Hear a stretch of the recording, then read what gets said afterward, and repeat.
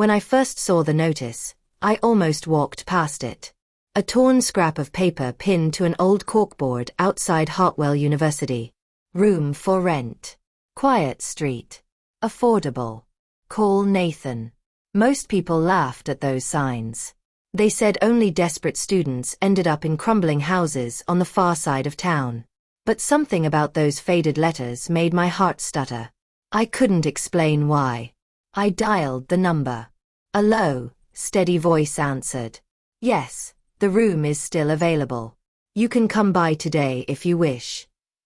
That is how I found myself standing at the end of a narrow lane, suitcase trembling in my grip. The house was small, the paint chipped, a wooden porch creaking under the autumn breeze. Yet the moment I saw it, I felt an unexplainable pull. Nathan opened the door. He was older than I expected, with dark hair swept carelessly back and eyes that carried both caution and quiet kindness. Beside him, peeking from behind his leg, was a little girl clutching a weathered teddy bear. "Are you Clara?" he asked. I nodded. The child whispered loudly, "Is she the one, Daddy?" and giggled when Nathan shushed her. I knelt down and smiled. "Hello there. You look nice. You can stay," she said with complete certainty. Nathan sighed, but a faint smile tugged at his lips. "This is my daughter, Lily. She'll be around often." I assured him I didn't mind. Upstairs, the room was modest, bare walls, a single window overlooking the street. To me, it felt perfect. I didn't tell Nathan I was the daughter of Victor Alden, one of the wealthiest businessmen in the city. I didn't tell him my father would explode if he knew I had left our marble mansion to rent a creaky room in an ordinary house. I wanted to disappear from that life, just long enough to find who I really was. That night, the quiet wrapped around me like a blanket.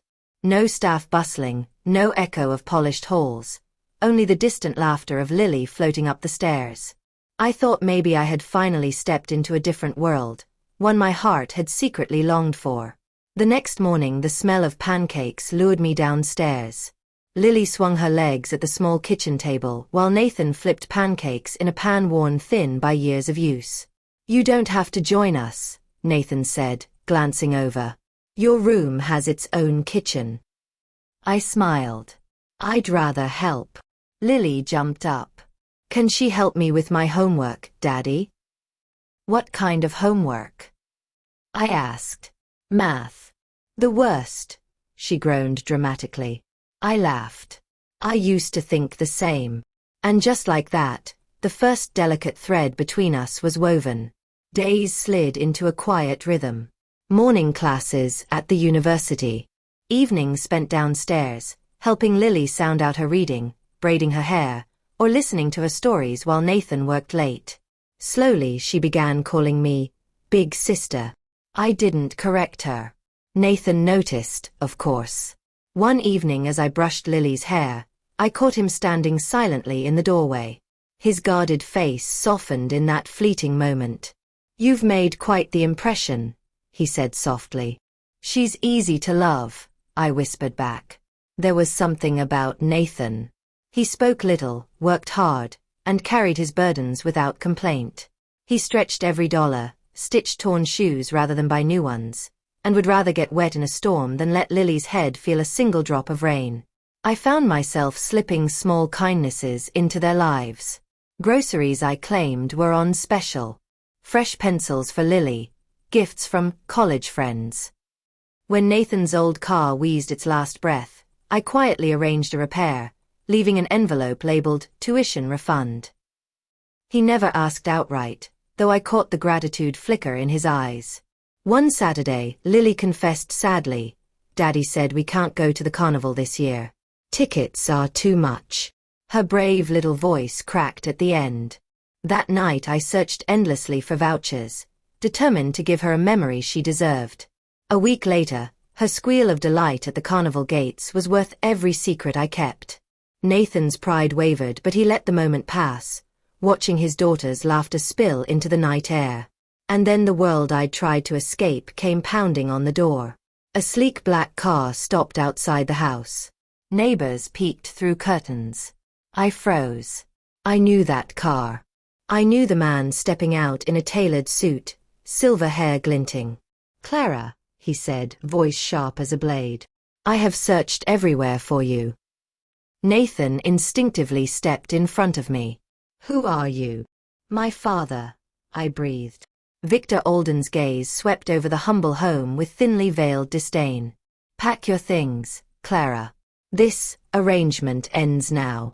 Lily's small fingers clutched mine. "Don't go." Father's words cut deep.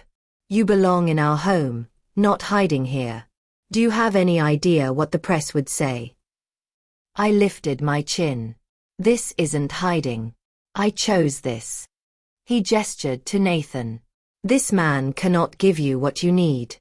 He cannot protect you." Nathan bristled but said quietly, "She's been safe here. Respected. That is all that should matter." Tears burned my eyes. "Father, you don't understand. Here I found warmth, laughter, belonging. Things our mansion never gave me." The silence that followed weighed heavier than steel. Neighbors whispered outside. Father's certainty cracked for the first time. That evening the air inside the Carter home, or what had become our home, was thick with unspoken fears. Nathan murmured, "He's right. You don't belong in these walls." I shook my head fiercely. "I belong where my heart feels alive." Lily whispered, tears glistening, "Please stay." Father returned the next morning. His authority softened. "If this is what you want, I won't force you. But let me help with Lily's schooling. Allow me at least that." Nathan hesitated before nodding.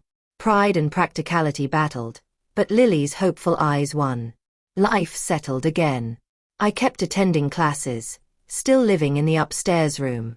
Lily thrived, always insisting bedtime stories were the best part of her day. Nathan remained quiet, but I caught his gaze lingering longer, a softness in his eyes I dared not name. One evening, as laughter danced through the small kitchen, Lily looked between us. "This feels like forever," she giggled. Nathan chuckled, ruffling her hair. "Forever starts with moments like this." I glanced around the modest room. No marble floors. No servants. Just a table, flickering light, warm soup, and hearts slowly knitting together. For the first time in my life, I realized wealth had never felt this rich. What would you have done if you were me? Would you have walked away from luxury to stay where love feels real? Tell me in the comments. And if this story touched you, please like, share, and subscribe for more.